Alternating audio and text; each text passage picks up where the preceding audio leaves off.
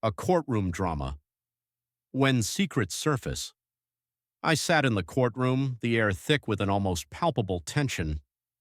My palms rested on the wooden table before me, tracing every scratch and imperfection under my fingertips. Across from me sat Camilla, my almost ex-wife. Her perfectly coiffed hair and severe gray suit screamed victory as if she'd already won. Beside her, Griffin Leary, her attorney, leaned back with a smug smirk, clearly relishing every second of my downfall. The divorce hearing had dragged on for what felt like endless hours, and now we were nearing the end, the moment our lives would be divided, like a garage sale of shattered dreams. Griffin's voice cut through the silence, sharp and derisive. "Enjoy your new life. You'll leave with nothing," he spat, his eyes glinting with triumph.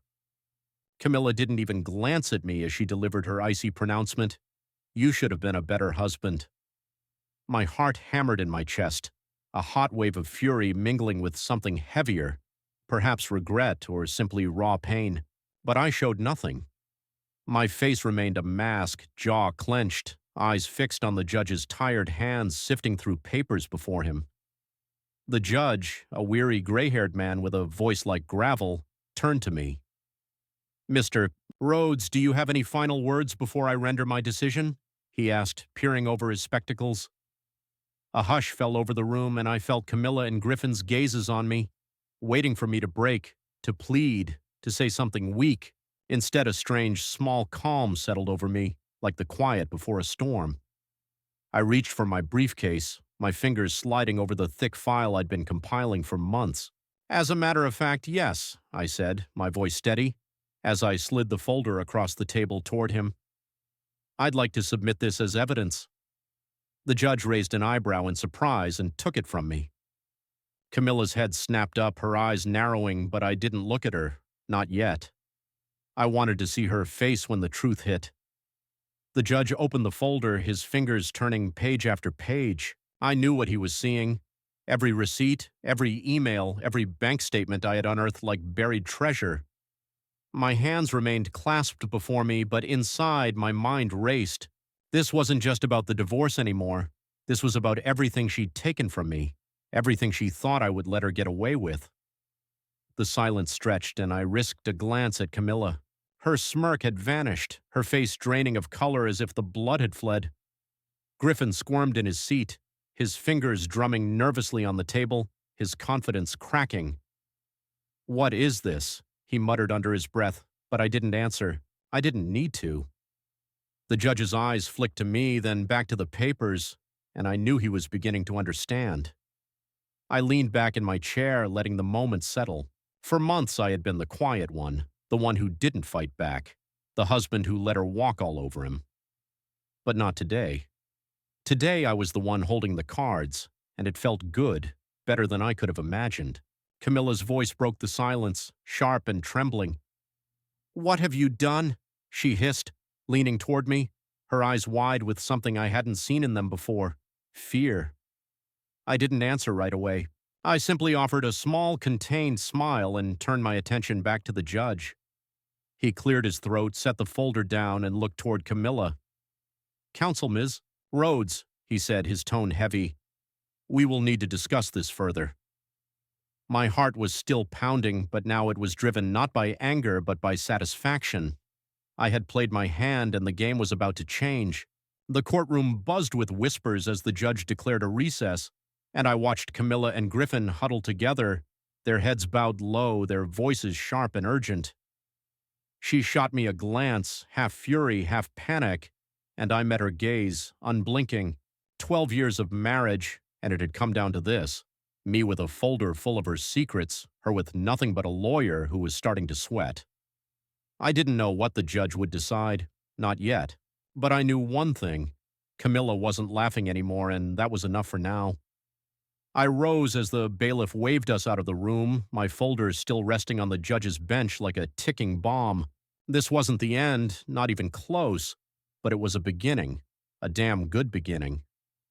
I walked out of that courtroom, my stride firm, my head held high, feeling lighter than I had in years.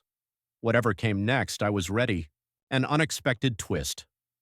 The dawn of shattered illusions. I woke that morning expecting the usual: Coffee brewing in the kitchen, the soft hum of a house coming to life.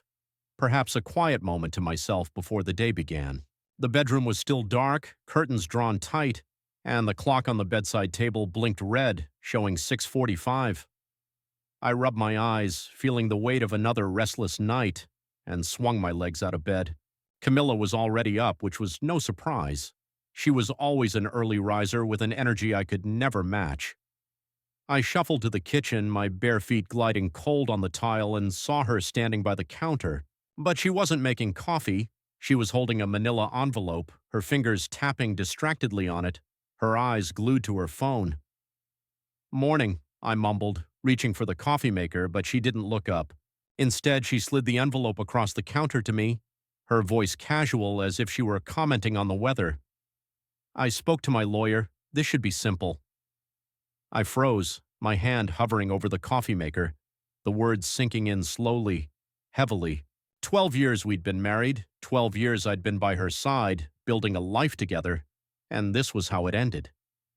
I picked up the envelope, my fingers fumbling awkwardly with the clasp, and pulled out the papers. Divorce papers.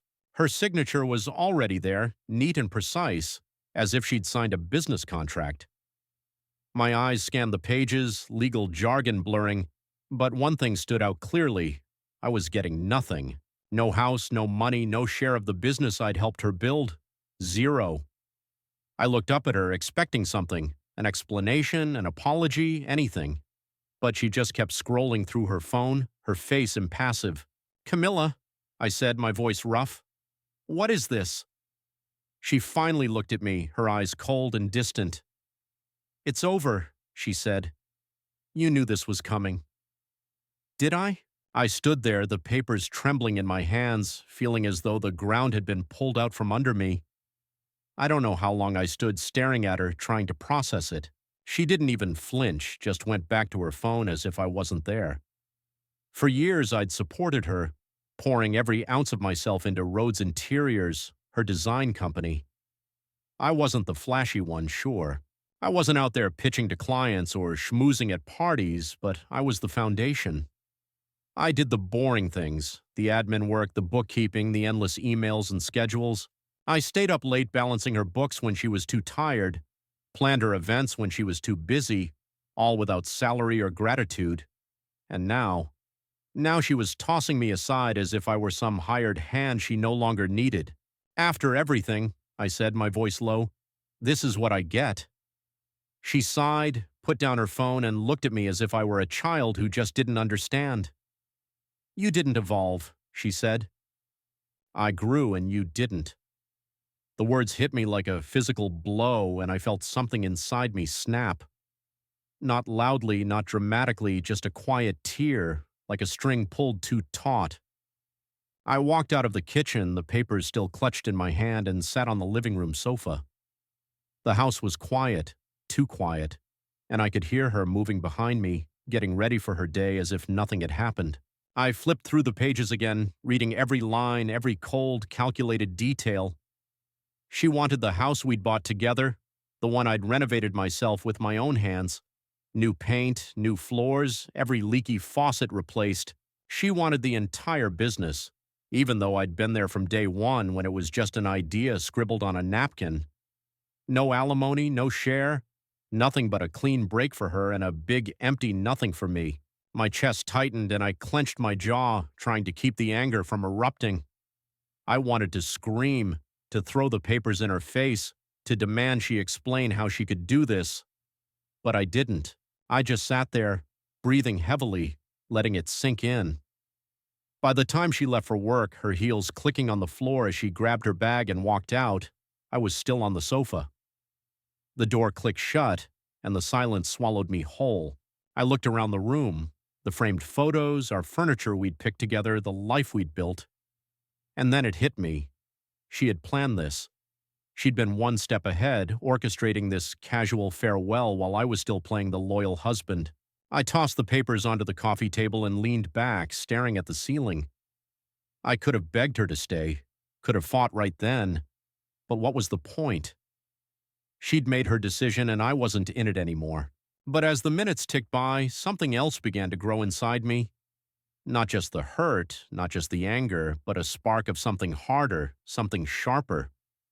I wasn't going to let her walk away with everything, not like this.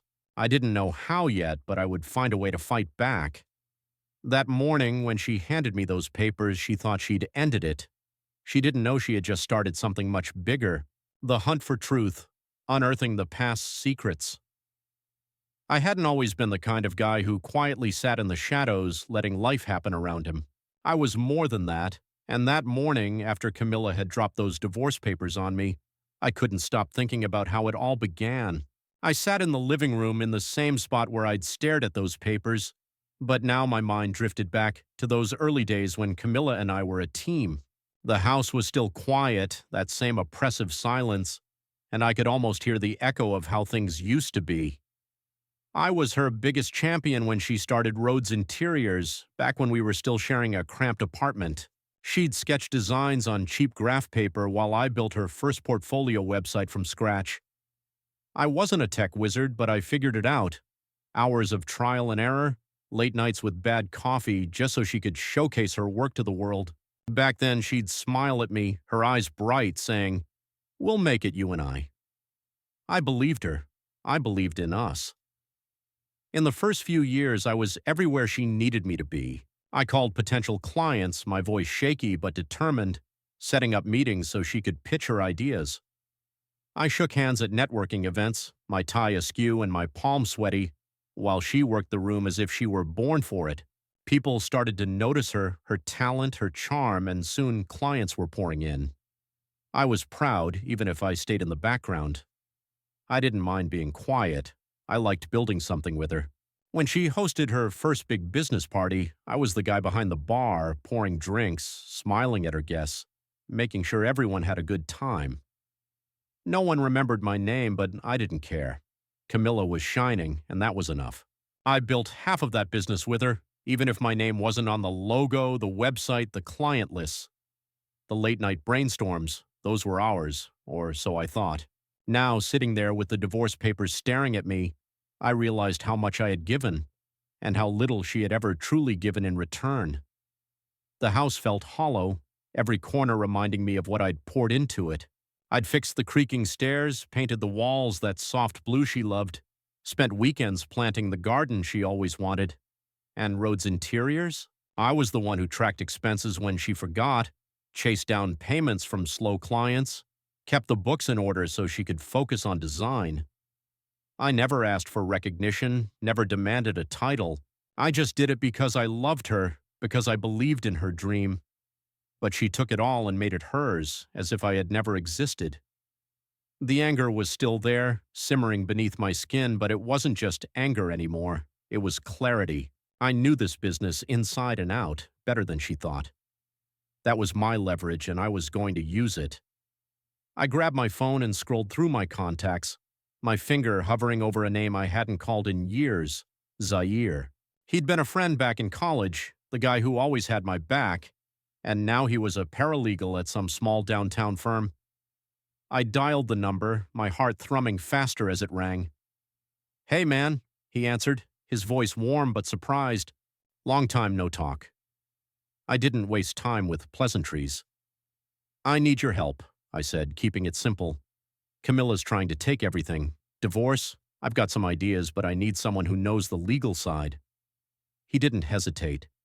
"Say no more. Meet me tomorrow at the cafe on 5th. We'll figure it out." I thanked him, feeling a small weight lift, and then dialed another number. Noah, a freelance tech guy I'd met at one of Camilla's events. He was quiet, like me, but sharp, the kind of guy who could dig into anything digital. "Noah," I said when he answered, "I need you to track some things down. Old files, accounts, passwords. Can you do it?" He gave a short, dry laugh. "If it's online, I can find it. Send me what you have." That very day, I began gathering things. I scoured the home office, her office to be precise, where I'd spent countless hours working for free. Old laptops, stacks of papers, USB drives she'd forgotten about. She was always careless with details, leaving me to clean up the mess, and now it was going to come back to haunt her. I found backups of early business files, client lists I'd typed up, even some logins scribbled on sticky notes she'd tossed. My hand trembled slightly as I plugged in a dusty USB drive and watched the screen light up with folders. Years of data she thought I'd never touch. I didn't know exactly what I was looking for yet, but I knew something was there. Over the years, she'd grown sloppy, too confident, and I'd been too loyal to notice. Not anymore. By the time the sun dipped below the horizon, casting long shadows across the room, I had a plan. Zaire would help me sort out what was legal, what I could use. Noah would dig deeper, crack into accounts she'd locked me out of. And me? I'd put it all together. Every quiet contribution I'd made, every hour I'd spent building her empire. The house creaked around me and I leaned back in my chair, staring at the ceiling. Camilla thought she'd left me with nothing, but she didn't know what I was capable of. Not yet. I wasn't the silent husband anymore. I was the guy who'd built half her world, and I was going to remind her of it, file by file, secrets and repercussions, exposing an empire of lies. After that morning with the divorce papers, the nights began to blur, each one stretching long and restless as I sat alone in the house, sifting through the past. The living room had become my headquarters, papers strewn across the coffee table, my laptop glowing in the dark, a half-empty mug of cold coffee forgotten beside it. I'd always been the organized one, the one who kept track of the details Camilla ignored, and now that was my weapon. I started small, opening old files from the USB drives I'd found, flipping through stacks of receipts she'd shoved into drawers for years. At first, it was just a mess, random figures, scribbled notes, invoices that didn't add up. But the more I looked, the more I saw patterns she'd never bothered to hide. My eyes burned from the screen's glare, but I couldn't stop. Every click, every page was another piece of the puzzle, and I was starting to see the whole ugly picture. Camilla had grown reckless over the years, too confident, too convinced I'd never look too closely at what she was doing. I found unfiled receipts, hundreds of them, tucked away in folders she hadn't touched since Rhodes Interior's earliest days. At first, it was small things, like payments to non-existent vendors, expenses listed twice on different dates. Then it grew bigger, backdated invoices for projects that never happened, money routed to shell companies with names I didn't recognize. I leaned back on the sofa, rubbing my face, trying to process it all. She'd been siphoning money, hiding it, and I'd been too busy balancing her books to notice. My fingers hovered over the keyboard, hesitating. Then I typed one of the company names into a search. Nothing came up. No website, no address, just a dead end. That's when I knew I'd hit something truly serious. I kept going, night after night, the house quiet save for the soft hum of the laptop and the occasional creak of the floorboards. Noah sent me old passwords, ones Camilla hadn't changed in years, and that opened the floodgates. Bank statements, emails, ledger entries I hadn't seen since I'd stopped doing the day-to-day admin work. I found offshore transfers, small at first, then larger and larger, thousands of dollars bleeding out of Rhodes Interiors into accounts I couldn't trace. My heart pounded as I copied everything onto a new drive, my hands steady even as my mind raced. This wasn't just about her screwing me over in the divorce. This was fraud, possibly worse. I thought about all those early investors, the ones who'd believed in her, the ones she'd pushed out once the business took off. I'd met them, shaken their hands, promised them she'd deal with them fairly. Had she cheated them too? Then I found something that made me freeze. Payments to an Elliot Rice. I knew that name. He was her consultant, a guy she'd started mentioning a couple of years ago, always with a slight smile I didn't like. I'd seen him once at a gala. Tall, slick, a little too friendly with her, his hand lingering on hers while I stood across the room pouring drinks. The payments started small, a few hundred here and there, labeled consulting services, but they grew. 5,000, 10,000, all passing through Rhodes Interiors as if it were legitimate. I stared at the screen, my jaw clenched, feeling it hit me again. Not just her boyfriend, but her paid-for boyfriend, funded by money I'd helped her earn. I wanted to break something, to scream, to run out and confront her right then. But I didn't. I took a deep breath, saved the file, and kept going. Anger wasn't enough anymore. I needed a strategy. The folder I was compiling grew thicker each night. Digital at first, then printed pages I stacked in a locked drawer. I cross-referenced dates, matched payments to projects, dug into every corner of the business I could reach. I found more fake charity deductions, donations to non-existent groups, all written off as tax breaks. She'd embezzled hundreds of thousands of dollars over the years, pocketing it while I balanced her spreadsheets, thinking I was helping us build a future. My hand trembled as I printed the last batch, the printer humming in the quiet house. I wasn't just fighting for my half of a divorce.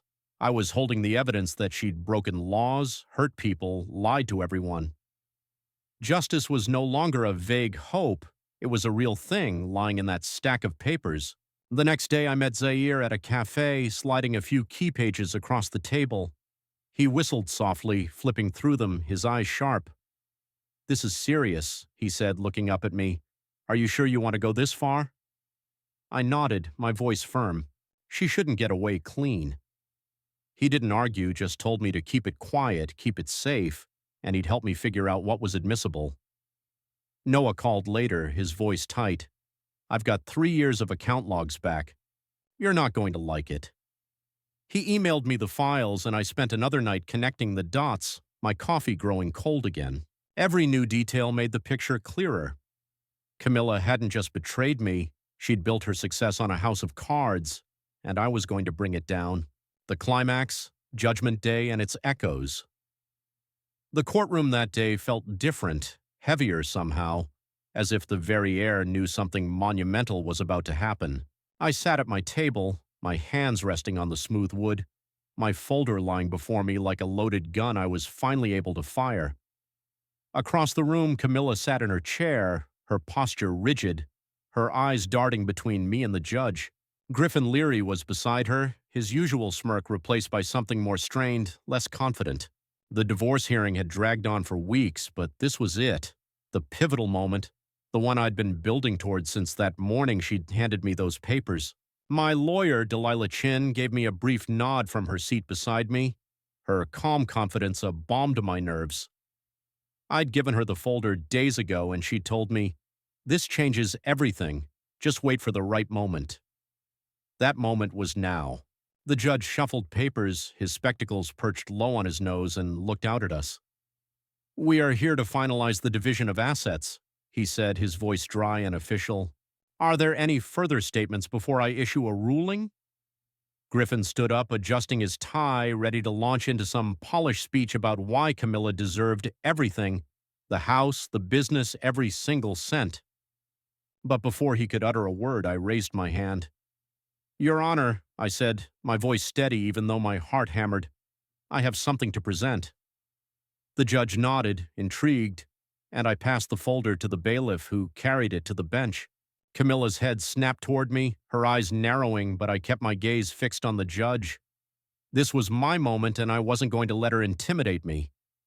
He opened the folder, his fingers moving slowly at first, then pausing as he read.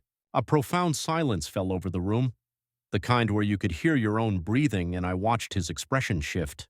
Brows furrowing, mouth tightening. I knew what he was seeing. The tax evasion records, the investor fraud, the fake charity deductions I'd uncovered through the nights. Pages of bank statements showing offshore transfers, shell company invoices, payments to Elliot Rice labeled consulting when they were anything but. I had laid it all out. Dates, amounts, proof that she'd siphoned hundreds of thousands from Rhodes Interiors into her own pocket. My hands remained clasped before me, but inside I was coiled, every nerve alive with the weight of what I'd done. This wasn't just about me anymore. This was about exposing who she truly was. Griffin squirmed in his seat, his fingers drumming on the table, his face tightening as the judge continued to read. Camilla leaned toward him, whispering something sharp and urgent, but he shook his head, his eyes glued to that folder as if it were a bomb about to detonate. And it was. I'd made sure every detail was flawless. Zaire had vetted the legalities, Noah had found the digital trails, and I'd put it all together. The judge turned another page, then another, his silence stretching until it felt like the entire room held its breath. Finally, he set the folder down, his hands resting on it, and looked toward Camilla. "Ms. Rhodes," he said, his voice low and grave, "these are serious allegations." My chest constricted, but I didn't move, didn't blink. Let the evidence speak. I didn't need to say a word. Griffin sprang to his feet, his voice louder than it should have been. Your Honor, this is irrelevant to the divorce proceedings. This is a trick, a desperate attempt to— The judge cut him off with a raised hand, his eyes sharp. Sit down, counsel. I will decide what is relevant. Griffin sank back into his chair, his face reddening, and I noticed the slightest tremor in Camilla's hands as she clasped them in her lap. She wasn't smirking now. She wasn't even looking at me, just staring straight ahead, her jaw clenched, her skin pale. I leaned back in my chair, letting the moment wash over me. For months I'd been the one on the edge, the guy she thought she could discard with nothing. But now she was the one squirming, and I was the one holding the cards. The judge cleared his throat, turned to the first page of the folder, and began to ask questions. Slow, deliberate ones, directed at Camilla's team. Can you explain these transfers to an offshore account in the Cayman Islands dated 3 years ago? He asked. Griffin stammered, mumbling something about business expenses, but the judge wasn't buying it. And these payments to Mr. Rice? What exact consulting services did he provide? Camilla's voice cut in, sharp and shaky. That's private. That's not relevant here. But the judge wouldn't back down, his tone growing harder with each question.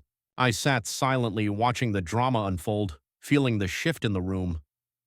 Delilah leaned toward me, her voice a whisper. You did it? They're flustered.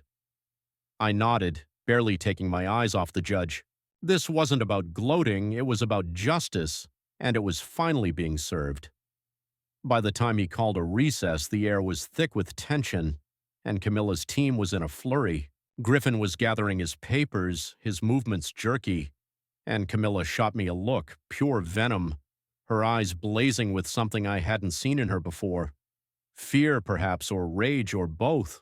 I met her gaze, calm and steady, and didn't look away until she turned to Griffin, her whisper sharp and insistent. The bailiff ushered us out, and I stood, my feet firm, though my pulse still thrummed. Delilah clapped me on the shoulder as we stepped into the hallway. That folder changes everything, she said. They didn't see it coming. I nodded, feeling the weight of it all. The nights of digging, the years of invisibility, finally paying off. Camilla thought she'd won before the battle even began. She was wrong. The underside, a hidden threat and a new front. That night, after the courtroom drama, I was back home, pacing the living room, the folder still burning a hole in my mind. The TV flickered in the background, some late-night news I wasn't really watching, but the silence felt too heavy to sit with alone. My phone lay on the coffee table, dark and still until it vibrated sharply, thudding against the wood, jolting me from my thoughts. An unknown number. I hesitated, my finger hovering over the screen, then picked it up. Hello, I said, my voice hoarse from hours of silence. There was a pause, then a low, gravelly male voice, as if he were trying to disguise himself. Back off, he said. No hello, no explanation, just those 2 words, sharp and cold. My stomach clenched, but I kept my tone even. Who is this? Another pause, longer this time, then a click. The line went dead. I stared at the phone, my heart pounding, wondering if I'd imagined it. But no, someone was scared enough to call me in the middle of the night. The next morning, Delilah's name lit up my screen before I could even pour myself coffee. Camilla's team filed a motion, she said, her voice all business and calm. They want to settle. Full offer, house included, some money too. I leaned against the kitchen counter, the mug warming my hands, and let it sink in. A settlement. After everything, the folder, the evidence, the judge's questions, they were throwing in the towel. But it didn't feel like a win. It felt like a payoff, a desperate attempt to silence me before I pushed harder. They're scared, Delilah added. That folder hit a nerve.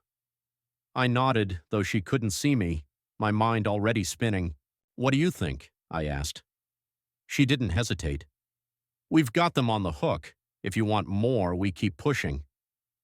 I set the mug down, looking out the window at the empty street. More? I wasn't done yet. Then things got strange. Delilah called again that same afternoon, her tone more strained this time. My office was broken into last night, she said. Files scattered, nothing major taken, just a mess. Police think it's random, but she didn't finish, and she didn't need to. I felt a chill run down my spine. Random didn't fit with that phone call or the settlement attempt. Later that day, I tried to log into my bank account, locked down solid. No explanation, just a blinking "Contact Us" message on the screen. I spent an hour on hold with the bank, my jaw clenched until they finally unlocked it, mumbling something about a security flag. Coincidence? The air crackled, thick with unspoken dread. Then Zair's text sliced through the silence, his words sharp and fragmented. "A car was following me? Be careful." A chill snaked down my spine as I read it, pieces of a terrifying puzzle clicking into place with unsettling speed. Camilla hadn't just been flustered. She'd been consumed by a frantic panic, and someone was now acting on her silent command. I sat on the sofa that night, the house swallowed by darkness save for the harsh glow of my laptop screen, grappling with the crushing weight of it all. The folder, that damn folder, had unearthed something far more sinister than I'd anticipated. The resistance was no longer a phantom limb, but a very real entity, threatening phone calls, brazen office break-ins, accounts mysteriously locked down. I wasn't afraid, not truly, but a primal vigilance hummed beneath my skin. Every creak of the old house sent my gaze darting to the windows, searching for shadows in the night. Then the email arrived, a new message from an unknown sender, no name, just a jumble of letters and numbers. The subject line alone sent ice through my veins. "Check attachments before it's too late." My pulse hammered against my ribs as I clicked, half expecting a virus, a malicious trick. Instead, there were photographs, grainy yet clear enough to make my blood run cold. Camilla and Griffin huddled together in a cafe, their heads bent conspiratorially close. Across from them sat a woman I didn't recognize. Severe suit, dark hair pulled back tightly, a notebook clutched in her hand. The timestamp on the images screamed, 2 days ago. I zoomed in, my eyes narrowed, desperate to discern her identity. There was something unsettling about her. Too rigid, too intensely focused. With a whispered curse, I forwarded the email to Noah, a single urgent plea appended, "Who is this woman?" His reply came a mere 20 minutes later, just as terse and clipped. "Working. Give me a day." I leaned back in my chair, staring at the screen, the photographs still glaring back at me. Whoever sent them wanted me to see this, wanted me to know. Camilla was in deep trouble, but why? Was this a warning, a threat, or something far more complex? Sleep became an impossible dream. I left the lights blazing, compulsively checking every lock.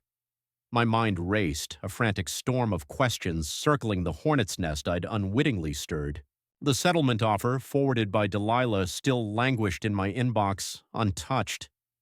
This was no longer about money. This was about truth, and I was far too close to back down now. The next day, Noah's call came. His voice was a low, urgent murmur. "That woman, Special Agent Thea Morgan, FBI, Financial Crimes. I dug through some open source data. Rhodes Interiors is on their radar. Money laundering, maybe. Or something even bigger." My breath hitched, the phone suddenly a lead weight in my trembling hand. The FBI.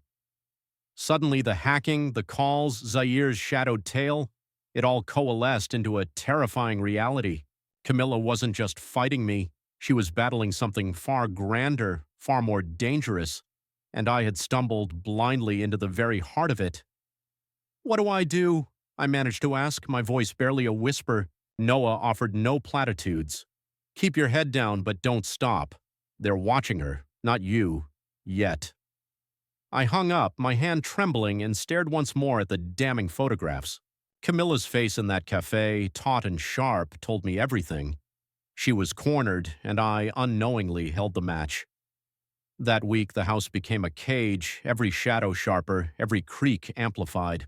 After that anonymous email, the one that had dropped those stark photographs into my lap, I kept them open on my laptop, fixated on Camilla and Griffin, huddled with Special Agent Thea Morgan, the FBI's financial crimes expert, in some nondescript café. My coffee grew cold on the table, untouched, as I tried to comprehend the seismic shift. Rhodes Interiors was no longer just a messy divorce battle. It was a federal investigation, and I had stumbled directly into its epicenter. My phone buzzed every few hours, texts from Zaire checking in, updates from Noah digging deeper, Delilah keeping me in the loop. But I couldn't shake the chilling sensation that I too was being watched. The late-night call, the ransacked office, the frozen bank account. This wasn't coincidence. Camilla was desperate, and desperate people were dangerous. But I wouldn't back down. Not now. Not when I was this close to seeing it all unravel. A few days later, I met Delilah at her office, stepping over the lingering chaos of the break-in. Papers still strewn, a cracked photo frame leaning against the wall. She handed me a sealed folder, her eyes calm but serious. "This is from a source I trust," she said, tapping it with a single finger. "Open it when you're alone." I nodded, tucking the folder under my arm, a knot tightening in my stomach. Back home, I locked the door, drew the blinds, and sat at the kitchen table. The folder seemed to stare back at me, a silent challenge. My hands hesitated for a moment, then tore it open. Inside was an affidavit signed by Kay Duran, Griffin's junior assistant. I'd met her once, a quiet girl with nervous hands, always trailing after him at hearings. Now she was an informant, and her words hit like a hammer. She laid it all bare. Camilla had been rigging bids to inflate client prices, manipulating contracts, funneling kickbacks to massive corporate contractors. Worse still, Griffin knew. He'd been helping her cover it up, signing off on the lies. My breath caught as I read the pages, trembling in my hands. This was a smoking gun, and it wasn't just about a divorce anymore. This was a crime. I leaned back in my chair, the kitchen now dark save for the stark light of the overhead lamp. My mind reeled. Kay's affidavit tied everything together, the shell companies, the offshore accounts, the payments to Elliot Reyes. Camilla had turned Rhodes Interiors into a front, a glittering mask for something deeply rotten, and I'd been too busy playing the loyal husband to see it. But now I saw. The FBI was circling. Morgan's presence in those photos was proof they were closing in. Delilah confirmed it on the phone that morning. "The feds are watching her company, money laundering through design contracts. Your folder probably gave them the push." I didn't know if I'd started it or merely accelerated it, but either way, I was in it. The threats, the call, the break-in, this wasn't just Camilla's panic. It was her frantic attempt to plug a leak that was already sinking the ship. My phone buzzed again as I sat there, another unknown number. I picked it up, my voice flat. "Yes?" Instead of a voice, a message appeared. "You don't want to be part of this." My jaw clenched and I typed back, "Too late." No response came, but I hadn't expected one. I set the phone down, my hands now steady. The affidavit still lay before me. Whoever was texting, whoever was following Zaire, they thought they could intimidate me. They didn't know me. Not the real me. The guy who'd spent years building something only to watch it be stolen. I wasn't the silent husband anymore. I was the guy with the evidence, the guy who'd accidentally kicked a hornet's nest, and I wasn't running. I called Noah that night, my voice low but firm. "Still digging?" He sighed, the sound crackling through the line. "Yeah. Found more encrypted emails between Camilla and some guy named Jonas Vick. Took me hours to crack him, but it's dirty. Offshore accounts, coded transfers, I'll send." My heart quickened. Jonas Vick. I didn't know the name, but it felt heavy, like another piece of a puzzle I hadn't yet seen. "Thanks," I said. "Be careful." He chuckled, a short, dry sound. "You too, man, it's getting wild." Wild didn't begin to cover it. As the files dropped into my inbox, I scrolled through them. Dates, amounts, cryptic messages about cleaning the books. It was more fuel, another bullet, and I added it to the growing pile. The affidavit, the photos, Noah's findings. It was a mountain now. And Camilla stood at its base, poised to be buried. I slept little that night. The house creaked around me, my mind too full to rest. The FBI angle changed everything. Morgan wasn't meeting Camilla to chat about interior design, she was on a hunt. And I had handed her the map with that folder in court. But I was no longer merely an observer. The threats kept coming, subtle but real, and I knew Camilla's team was fighting a frantic losing battle. Griffin's name on that affidavit meant he was going down too. Best case, disbarment. Worst, prison. I paced the living room, the photos and files spread out like a war plan, and felt a shift within me. This wasn't about justice or getting my fair share. This was bigger, dirtier. A fight I hadn't signed up for, but one I couldn't walk away from. I stood on the precipice of something immense, and all I could do was keep moving forward, one step at a time. The days after that affidavit landed in my hands felt like walking through a storm. Everything moved swiftly, dark clouds gathering, but I held my ground. Most nights I sat in the living room, a single lamp casting long shadows over the papers and files spread across the coffee table. My laptop hummed as I cross-referenced every new detail Noah sent. Kay Duran's words echoed in my head. Camilla rigging bids, Griffin signing off on kickbacks. The entire gleaming facade of Rhodes Interiors was crumbling under the weight of her lies. I'd known she'd cheated me, but this was a machine, a calculated mechanism that chewed up clients, investors, even me, just to keep her pockets overflowing. The FBI was in it now. Special Agent Thea Morgan's face from those cafe photos was seared into my memory, and I was starting to feel the heat too. The threats hadn't stopped, and they were no longer subtle. It started with another text that week, late at night, as I was poring over Jonas Vick's encrypted emails. My phone buzzed, the screen illuminating the darkroom. "You don't want to be part of this." The same message, the same unknown number. I stared at it, my finger hovering over the reply button, but this time I typed nothing. Instead, I tossed the phone onto the sofa and went back to the emails. Dates, coded phrases, transfers to accounts I couldn't trace. Whoever was texting thought I'd be easily scared, but they didn't understand. I was already too deep, and every new threat only made me dig deeper. Zaire called the next morning, his voice tight. "That black car was back last night. Sat across from my place for an hour. I'm fine, but it wasn't a coincidence." My stomach churned, but I kept my tone calm. "Stay in the shadows," I told him. "We're close." He grunted in agreement and I hung up, feeling the weight settle heavier on my shoulders. Delilah met me at a diner that afternoon, her eyes scanning the room before she slid into the booth opposite me. She looked tired, the break-in still bothering her, but her voice was steady. "Kay's affidavit is gold," she said quietly. "It's already with the FBI, confirmed through a contact. They're building a case and your folder gave them the push." I nodded, sipping my coffee, its bitter taste grounding me. "What about the settlement?" I asked.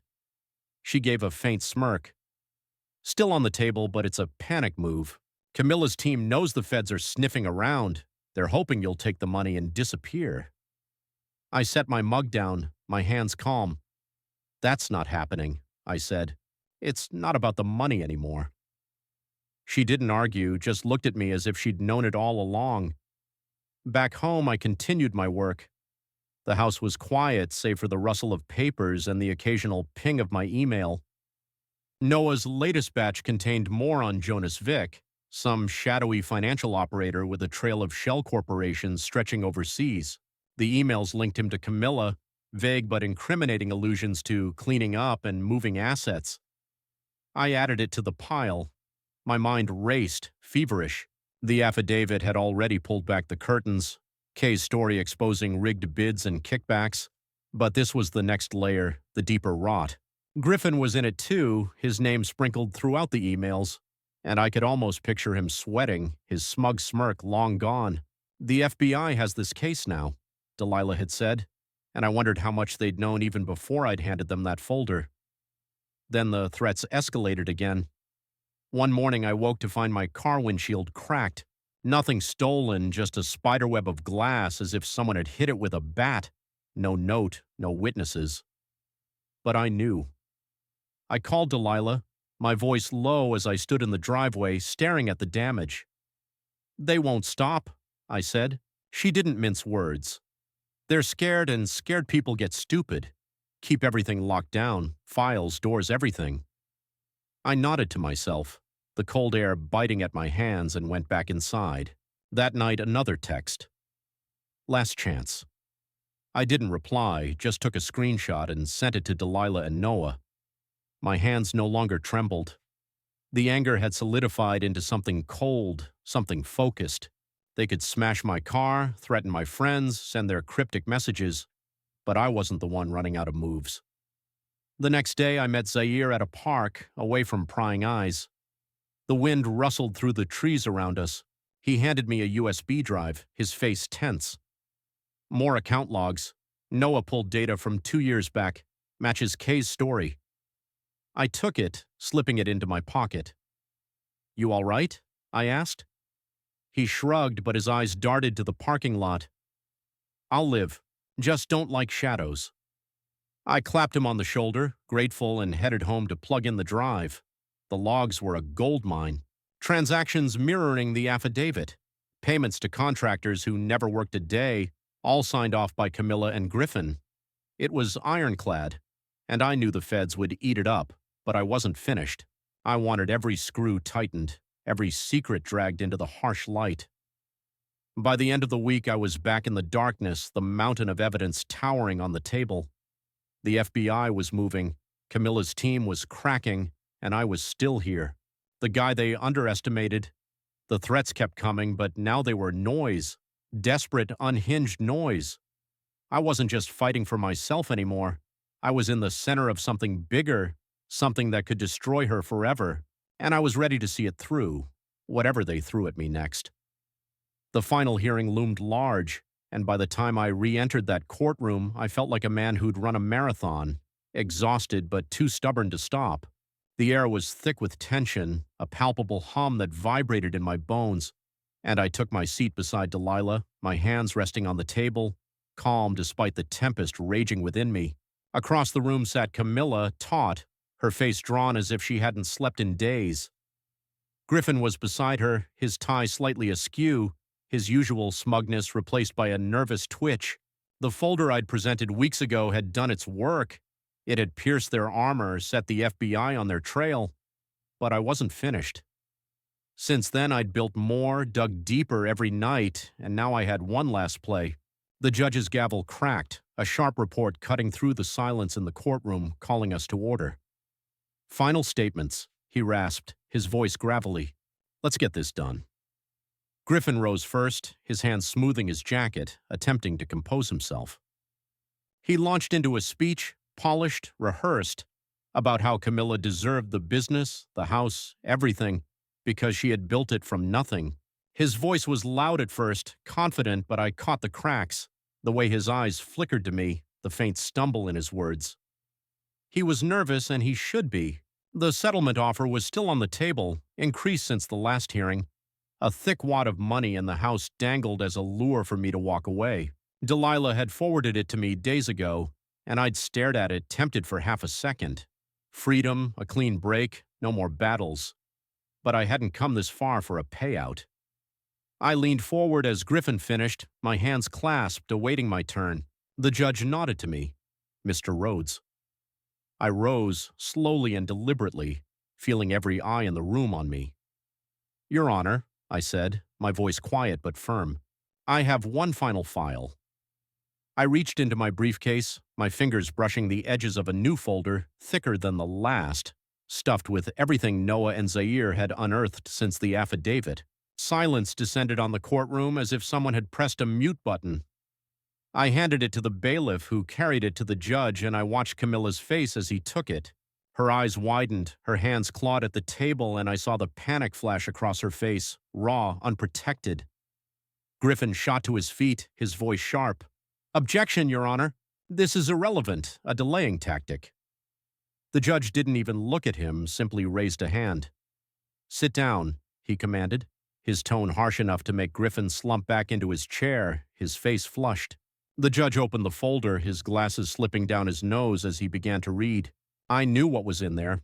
Emails linking Camilla to Jonas Vick, the financial operator Noah had tracked, evidence of shell corporations funneling money overseas, transactions that match Kay's affidavit down to the last dollar.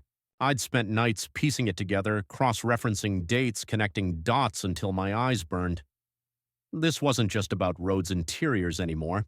This was international fraud, a web far larger than I'd imagined. The judge's face darkened with each page, his fingers pausing, then flipping back to double-check. I stood there, my heart thrumming but my posture calm, letting the evidence speak for itself. Camilla whispered something to Griffin, her voice low and desperate, but he just shook his head, his hands clutched on the table. They were sinking, and they knew it. The room remained silent, the only sound the rustle of paper as the judge continued through the file. He stopped halfway, looking up at Camilla, his eyes narrowed. "Ms. Rhodes," he said, "these documents indicate serious misconduct far beyond the scope of this divorce. Can your counsel explain?" Griffin stammered, rising again, his words tripping over each other. "Your Honor, this is unsubstantiated. It's not part of the proceedings." The judge cut him off, his voice steel. "It is part of my courtroom now. Sit down." Griffin sank, his face pale, and I saw Camilla's hands tremble in her lap. Then she turned to me, her eyes wide, her voice a sharp whisper across the room. "You don't know what you've done." I met her gaze, unwavering, and smiled just slightly at the corners of my lips. "I think I do," I said, loud enough for her to hear, quiet enough for it to remain between us. The judge continued to read, his expression growing grimmer, and I knew it was over. Not just the hearing, but her entire game. Delilah leaned into me, her voice a murmur. "You broke her. That's a knockout."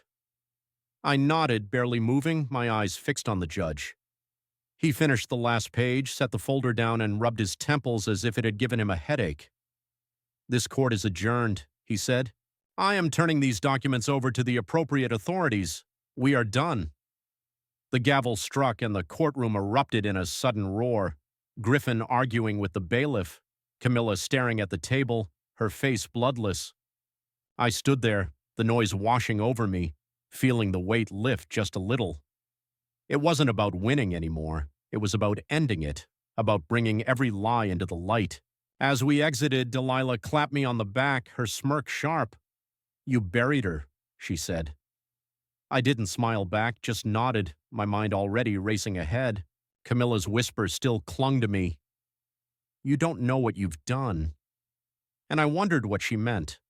Was it a threat, a plea, or just the last breath of a defeated woman? I didn't know yet, but I would. For now, I walked out of that courtroom with my head held high, the truth of the folder echoing behind me. She thought she could erase me. She was wrong. The week after the final hearing blurred into a haze, as if the world had sped up and left me standing still, catching my breath. Camilla's arrest made the news 7 days later. Handcuffs, a grim mugshot. Rhodes Interiors flashed across headlines as a suspected front for money laundering and fraud. I saw it on my phone, sitting in the kitchen with a cup of coffee, steam curling in the quiet morning light. Her assets were frozen, the business imploding overnight, clients scattering faster than the feds could seize files. Griffin was disbarred within days, his name linked to the affidavit and those emails, his career a smoldering ruin. Jonas Vick, the shadowy operator, vanished without a trace, without a word, as if he'd never existed. As for me, the judge's ruling had come down. I got the house, a solid chunk of what was left of her accounts, and the grim satisfaction of knowing the truth had prevailed. But it didn't feel like a win, not the way I'd expected. I stood in the living room that first night after the decision, the house too large, too empty, every corner echoing with 15 years of a life that no longer existed. The furniture was still there, the sofa we'd chosen, the shelves I'd built, but it felt like someone else's now. I had fought for so long, dug so deep, proved that I wasn't who Camilla thought I was, and now it was over. The folder, the late nights, the threats, it had all led to this, and yet I didn't know what this was. I packed a small bag that evening, just clothes, a toothbrush, some papers, and locked the door behind me. The house could wait. I needed air, space, something new. I drove north, no real plan, just the hum of the road and the weight lifting from my chest with every mile. Pine Haven, that's where I landed.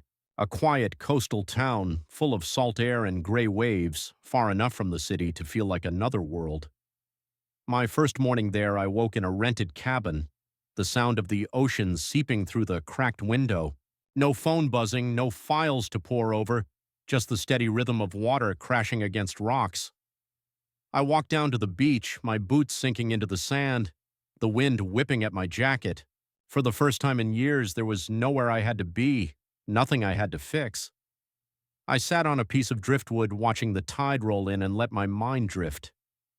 Camilla's face flickered through it, her smirk in court, her panic at the end. But it no longer stung. She'd lost everything, the business, the money, her freedom. I'd walked away with more than she'd ever intended to give me, but that wasn't the point. It was about me, finally stepping out of her shadow and into something of my own. The days in Pine Haven stretched out, slow and simple. I got coffee at a small shop downtown, the barista nodding as if I'd always been there. I walked the shore, collecting shells or just staring at the horizon, letting the salt air clear my head. The money from the settlement hit my account midweek, enough to start over but not enough to change the world, and I didn't touch it yet. I didn't need to. The house back home was mine to sell or keep, but I wasn't ready to decide. For now, this was enough. A bed, a roof, the sound of the waves. I'd chased justice for so long, built this case, that I'd forgotten what it felt like just to breathe. Here, I remembered. One night I sat on the cabin's porch with a beer, the sky dark and strewn with stars. My phone lay inside, turned off since I arrived, and I didn't miss it. Zaire had texted me before I left. "You okay?" And I'd replied, "Yes," and meant it. Delilah had called too, her voice sharp with pride. "You destroyed her, you know that?" I'd smiled, tired but genuine. "We did," I said, because it wasn't just me. Zaire, Noah, her, even Kay, they all had a hand in it. But now they were there, and I was here, alone, in a way that didn't feel lonely. I tipped back the bottle, the cold fizz hitting my throat, and I thought about the past 15 years. I had been her shadow, quiet, steadfast, invisible, pouring myself into her dreams until mine faded.